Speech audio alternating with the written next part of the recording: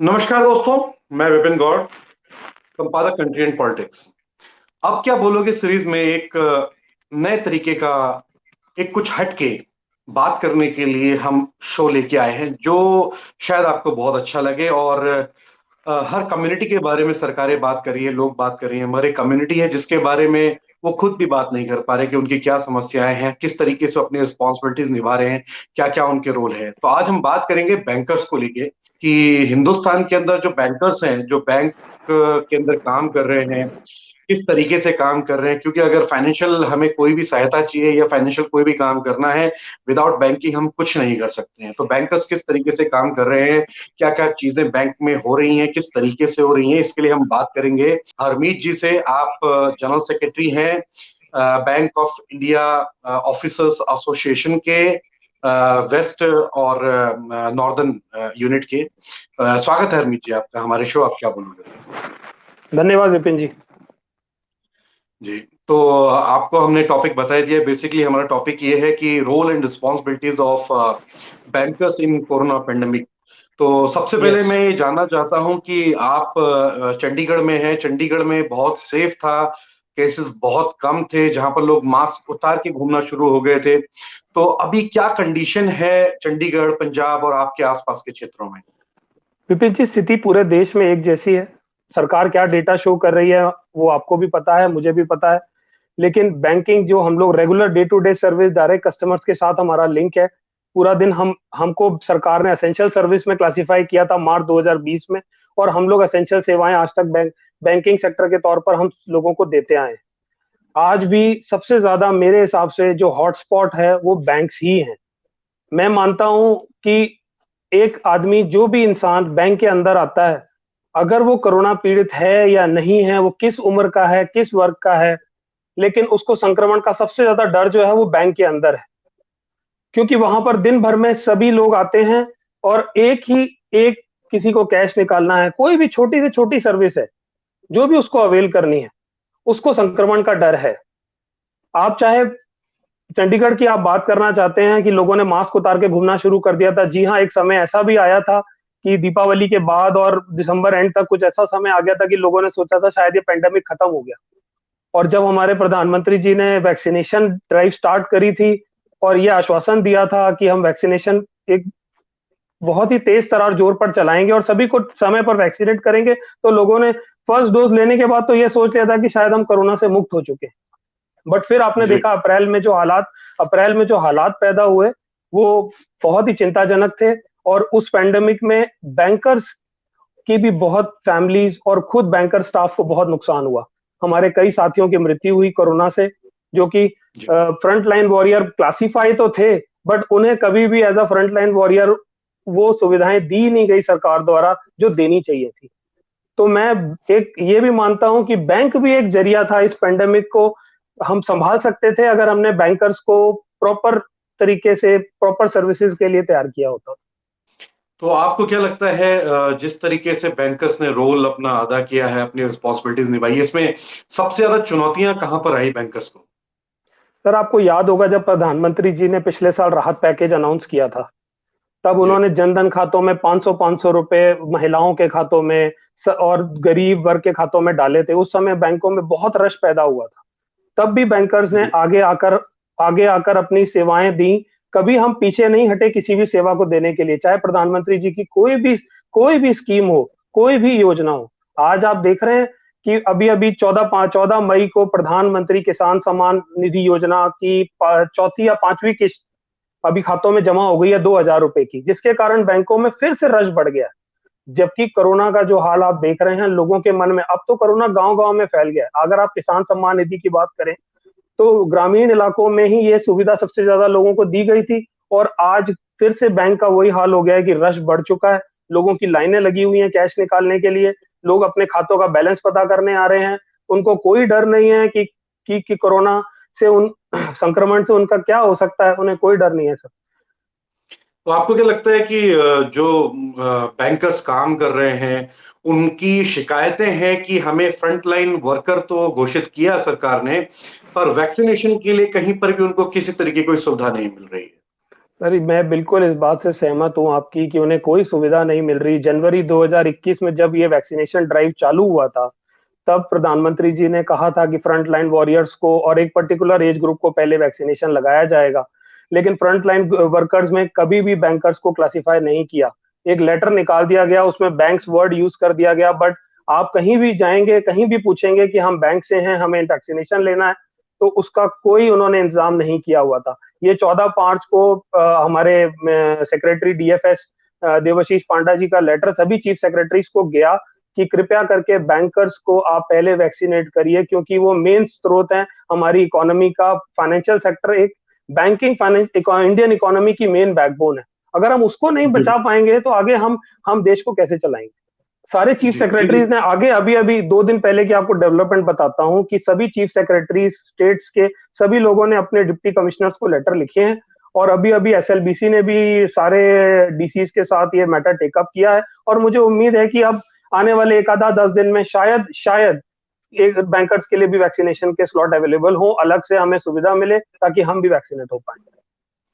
अच्छा, मैं एक जानना चाहता हूँ आपकी ये बैंक की इंटरनल बातें। जैसे कोई भी बैंक कर्मचारी कोरोना की वजह से उसकी मृत्यु हो जाती है, तो उसको आपके बैंक्स की तरफ से या गवर्नमेंट की तरफ से कोई अलग से सपोर्ट भी मिलता है, या सिर्फ जो उसका इंश्योरेंस होता है वही अमाउंट या वही हेल्प उनको मिल पाती फिलहाल तो अभी कोई भी अलग से कोई सपोर्ट सरकार द्वारा बैंकर्स को नहीं दी गई है।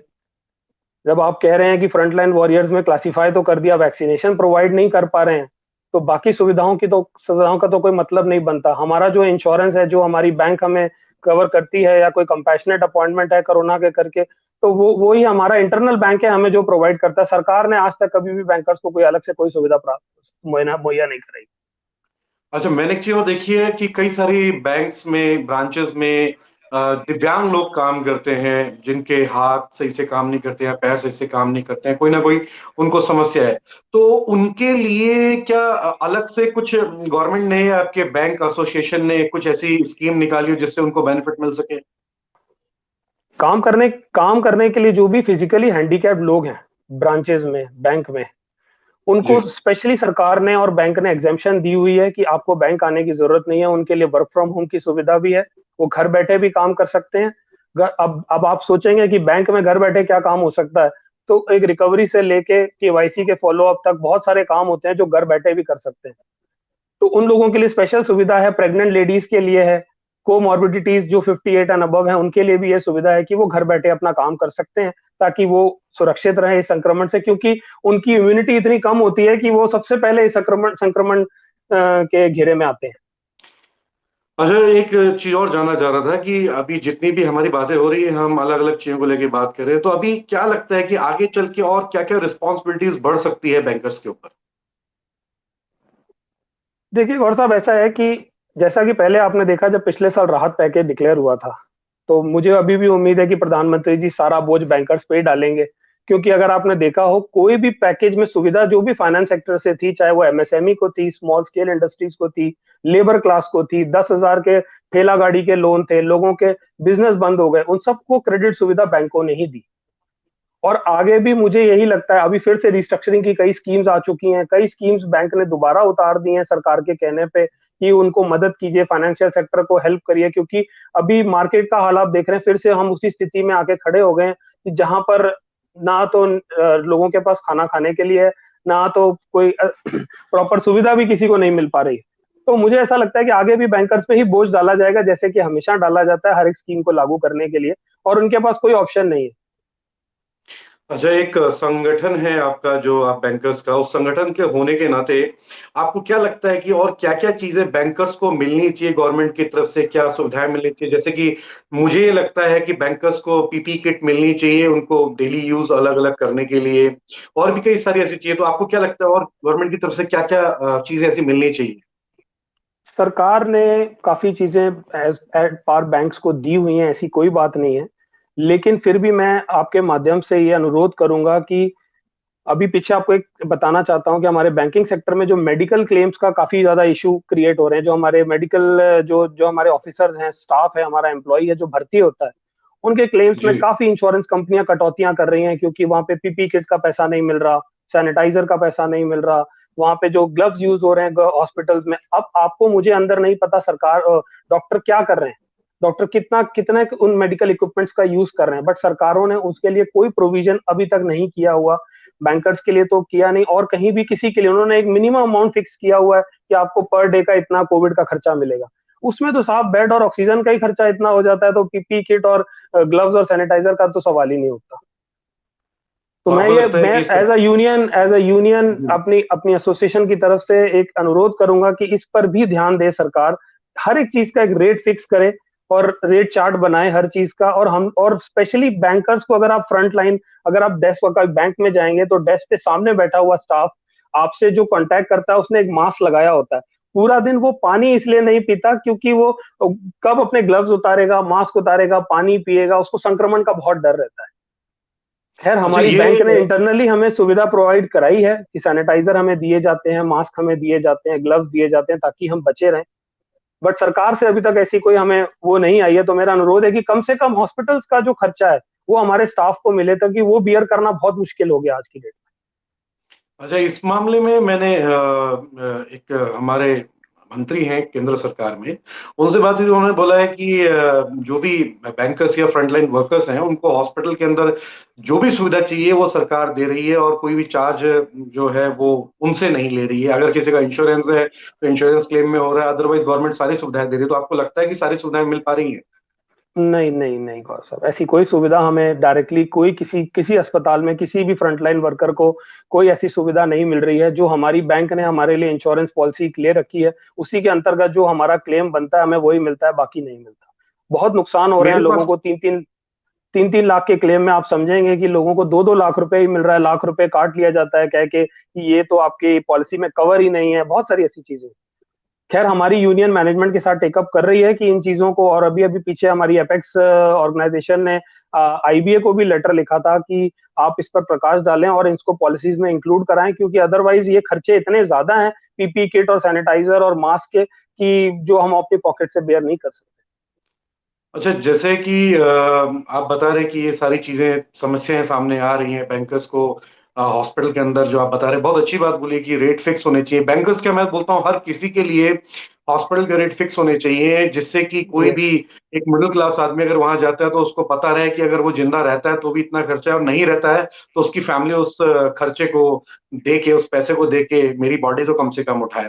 तो ये बहुत सही बातें कही हैं आपने। और आपको क्या लगता है कि जैसे कि बैंकर्स का तो ड्यूटी बैंकर्स निभा ही रहे हैं, एक जनरल पब्लिक कई बार क्या होता है वो पैनिक हो जाती है, या फिर वो सोचती है कि नहीं नहीं बैंक में जाके ही सारे काम हो सकते हैं। अभी भी मुझे लगता है कि सिर्फ 34-35% लोग ही यूपीआई ऐप और इन सब चीजों का इस्तेमाल कर रहे हैं।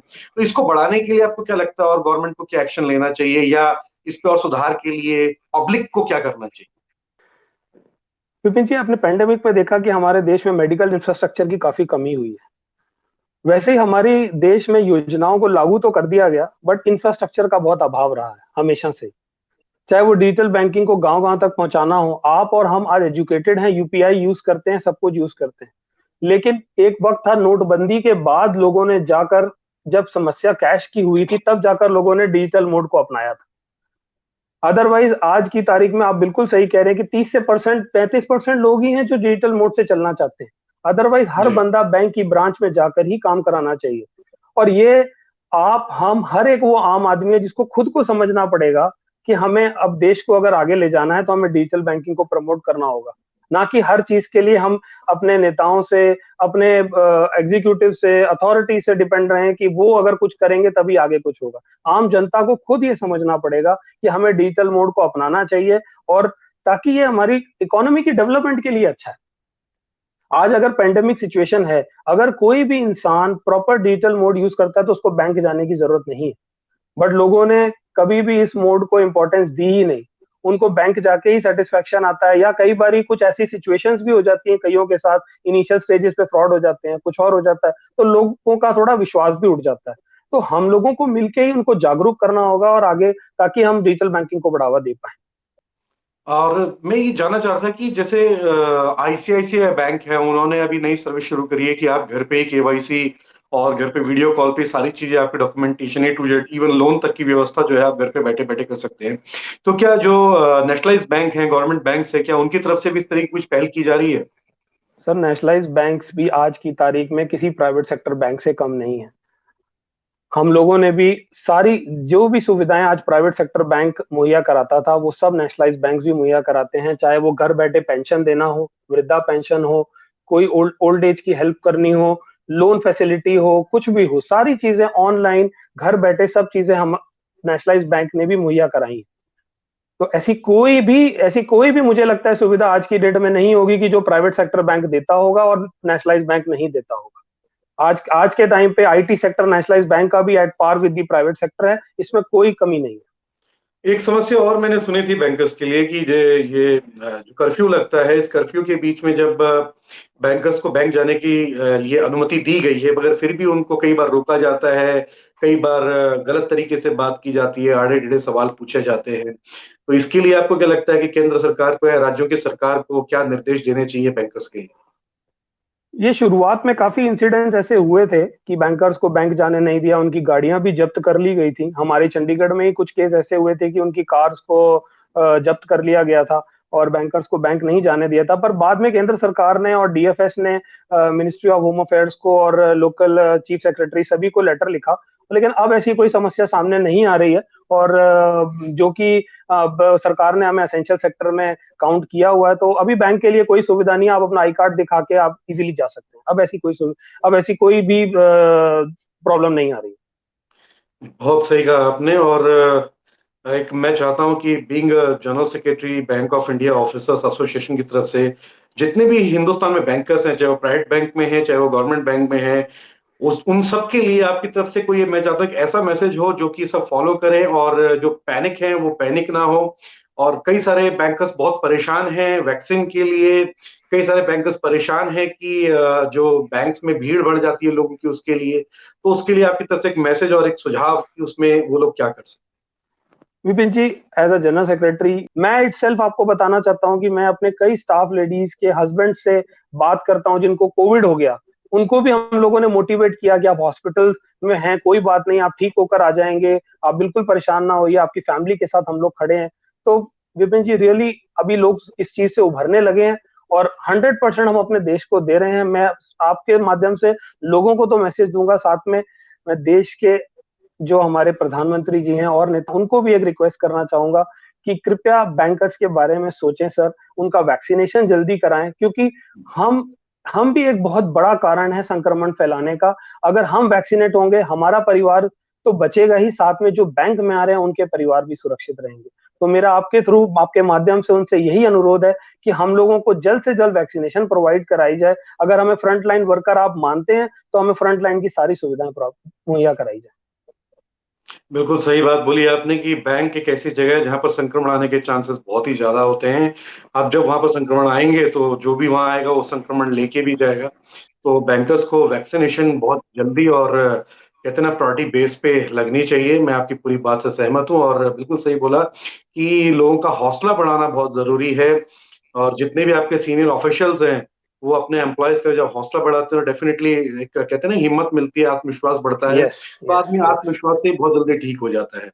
तो हरमीत जी, आपने बहुत अच्छी बात कही है, आपसे बात करके बहुत अच्छा लगा। और कभी दोबारा बैंकर्स को लेके या बैंक की कोई समस्या है किसी को लेके, कुछ भी इश्यू रहेगा, डेफिनेटली हम दोबारा आपसे बात करेंगे। बिल्कुल, बिल्कुल धन्यवाद। विपिन जी।